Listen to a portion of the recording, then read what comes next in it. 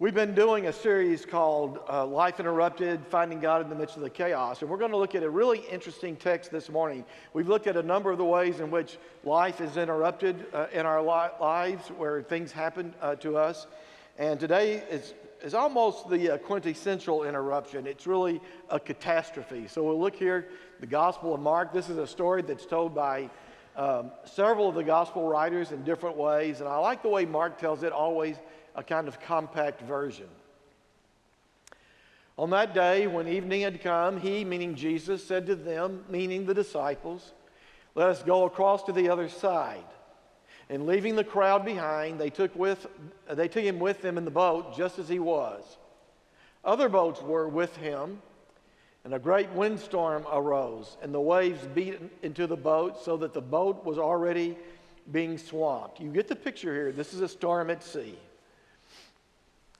But he was in the stern, asleep on the cushion. This is a remarkable scene if you'll stop and think about it. The boat is being swamped by water, and Jesus is asleep in the stern. And they woke him up and said to him, "Teacher, do you not care that we are perishing?" He woke up and rebuked the wind and said to the sea, "Peace, be still." Then the wind ceased, and there was a dead calm. And he said to them, "Why are you afraid? Have you still no faith?" And they were filled with great awe and said to one another, "Who then is this that even the wind and the sea obey him?" This is the word of the Lord. Thanks be to God. I wonder if you've ever asked the question, what would I do in a time of real crisis, a time of catastrophe? For instance, keeping with the text today, a lot of you have been on cruises, and you know that the first thing that happens once you put out to sea is you have that drill. There's a name for it of some kind. You have that drill where they get you together and show you where the life jackets are and where you're supposed to go and what to do if, in fact, the ship gets into trouble. It can be a bit disconcerting if it's your first cruise because you think, well, I really wasn't thinking about a shipwreck, when I signed up for this. And of course, it happens every time you get on an airplane, so you've experienced this many, many times. There's always that protocol where a flight attendant gets in front of everybody and leads you through, this is what you're supposed to do if this plane gets into trouble. And that can be disconcerting the first time that you hear it, but then it just gets to be kind of a boring thing that you just are used to every time, unless you fly Southwest Airlines, and then it can be kind of entertaining. That's why we love Southwest Airlines. But have you ever thought about Sully? I went to high school with a guy named Sully Sullenberger. Have you ever thought about that when they're giving those pre-flight instructions? Well, this plane could get into trouble, and how would I respond? What would I do? When I was in college, I worked one summer in the oil fields. I worked on what is called a pulling rig. We didn't drill oil wells. We repaired old oil wells. We pull the pumps and replace them with new ones. It can be very difficult work, and it can be sometimes very dangerous work. I worked with these two brothers named Leroy and Curtis. I don't think either Leroy or Curtis had a high school degree, but they were two of the wisest men I've ever known, and I still think about them a lot. I see some of you smiling who've been in the oil fields. You know the kind of wisdom you get from guys like this. One day we were working on a well. We were pulling a well, and it started flowing, which it was an oil well, but there were gas fumes coming out.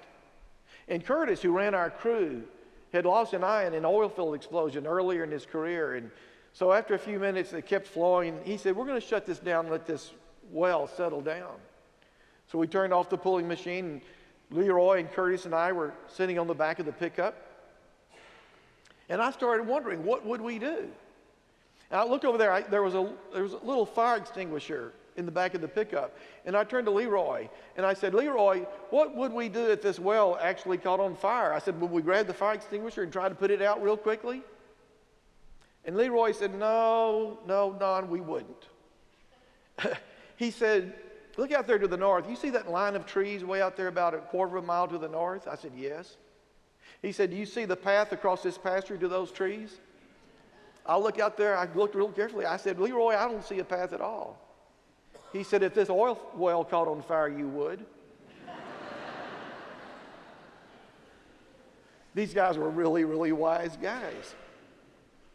So when we look at our story this morning, we've looked at all sorts of stories about how things can begin to fall apart on us, life interrupted, finding God in the midst of the chaos. For example, 2 weeks ago, we talked about the woman who'd been caught in adultery. And we were very explicit about this. That was the kind of chaos that had been created by bad decisions on the part of human beings. This woman had made a bad decision. Her lover had made a bad decision.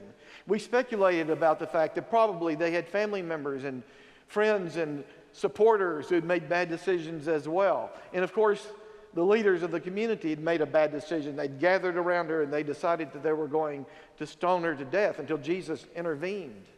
Remarkable presence of love and grace and forgiveness. But we talked about the kind of chaos that is created with what we refer to as the cascade of bad decisions, one after the other. But today we look at the chaos that is created entirely by outward circumstances. The disciples, we assume all 12 of them were there in this boat. Jesus was with them in the stern of the boat. As I mentioned, he is asleep in the stern of the boat. And all of a sudden, from out of nowhere, a storm arises on the Sea of Galilee. And it proves to be a pretty daunting situation. Maybe this weekend, the way we would want to think about this is thinking about what has happened with our family members and friends and others in Haiti and in Florida, South Carolina, parts of Georgia, as Matthew has come sweeping through, bringing with it storms and winds and destruction, and in some cases, death. No bad decisions made. All we find in that circumstance are victims. But the question remains, how do they respond? How do you and I respond in a time of crisis when the crisis is caused by outward circumstances?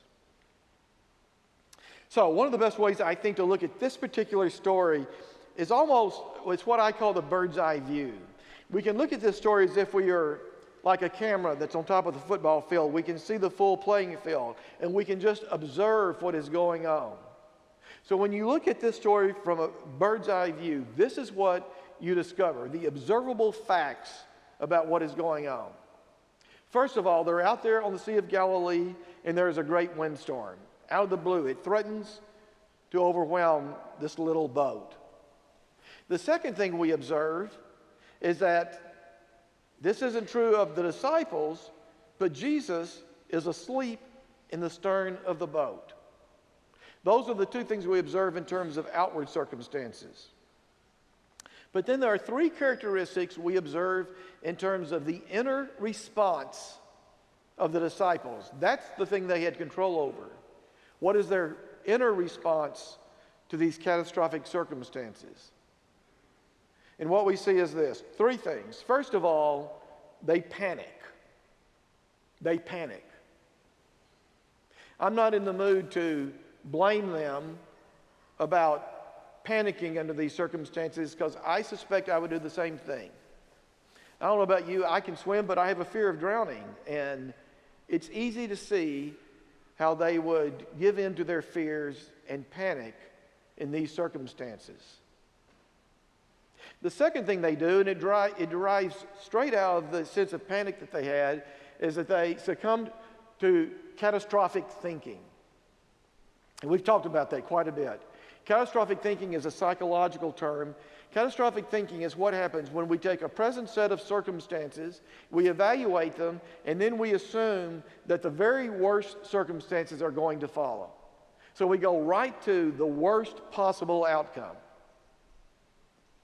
The youth choir is here at 8:45, and so this is the way I explained it to them. This is catastrophic thinking. You take a test and you blow a test. Say it's in 10th grade geometry, whatever. And so you automatically say, I can't do this work, I'm going to fail this class. And then you just keep pushing it on out. That means I'm going to fail high school. I'll probably end up destitute or in jail. That's catastrophic thinking. And it's kind of funny, and you're laughing. I think it's kind of funny as well, but let me tell you something. We do it all the time. We do it all the time. It's what unnerves us. When things happen in our lives, we tend to go to panic and then to catastrophic thinking, and that just ramps up the sense of panic and the sense that we are out of control. So that's the circumstance of this particular scripture.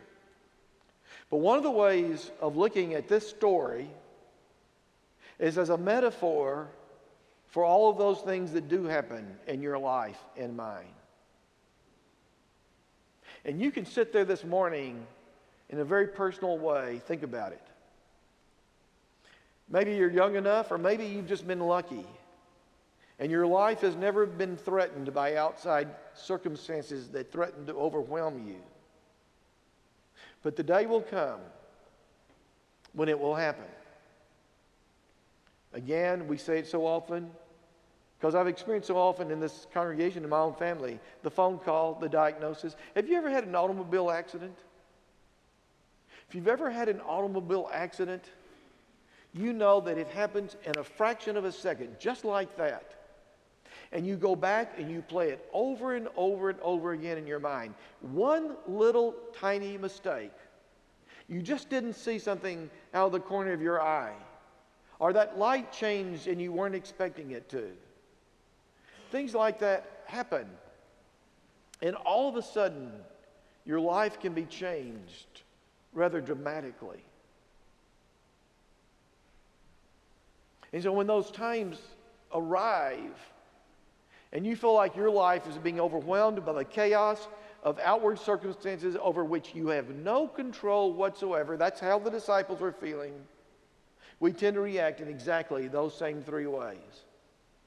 We tend to panic, we tend to succumb to catastrophic thinking, and we tend to go to the third thing that the disciples did as well, and that we make the assumption that God is either not there or that God doesn't care. That God doesn't care. That's what happens in this story. They panic. They begin to think about the worst. We're going to die in the storm. And Jesus simply doesn't care. They awaken and say, "Don't you care?" One of the things that almost all of us will experience at some point, I didn't do that with circumstances beyond my control. I don't know what it was. We have gremlins in our system every now and then. One of the things that we will almost all experience at some point is the existential feeling of God's absence. When life threatens to overwhelm you, almost always there will come a moment in which you believe that either God does not care or God is not there. One of those two things. God does not care, or God simply is not there.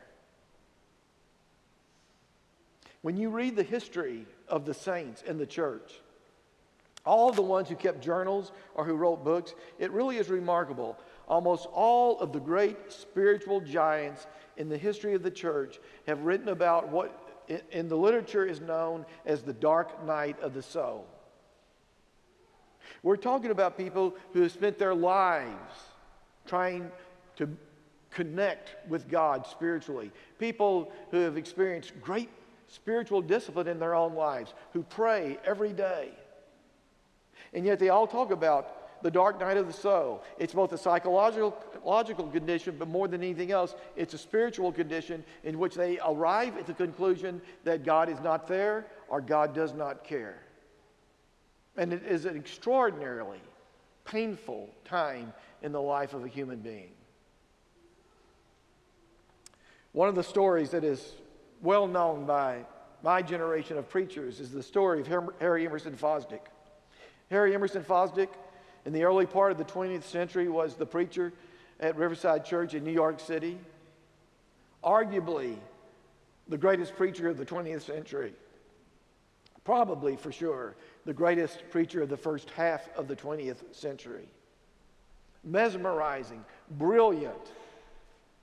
And yet there came a time in his life when he felt so abandoned by God, when he was so distraught by the darkness that enveloped his own life, that he spent some time in a psychiatric hospital.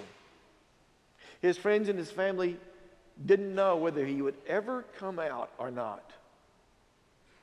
And yet he moved through that dark night of the soul. He came out of the psychiatric hospital and went on to become one of the greatest preachers ever. It's a powerful, powerful experience to believe that somehow God has abandoned you and to move through that and discover the presence of God. As I grow older, one of the things that has become really apparent to me is that the gospel of Jesus Christ, what we call the good news of Jesus, really doesn't make any sense at all unless we always see it in terms of the big scope, the scale of the story of faith, and especially the story of Jesus. For instance, let me just say quickly, we're going to be worshiping over the next few months in various seasons. This is an exciting thing I think we're planning for worship. November will be the season for Thanksgiving. And December will be the season of joy. In January, a season of hope. And when I was thinking about this sermon, I started thinking about especially Advent and Christmas, the season of joy. Why do we call that a season of joy? You can call it other things as well. There are other great theological themes in the season of Advent and Christmas. But it's that word in the beginning of Matthew, when Jesus is born, that is so powerful. It's Matthew who says this.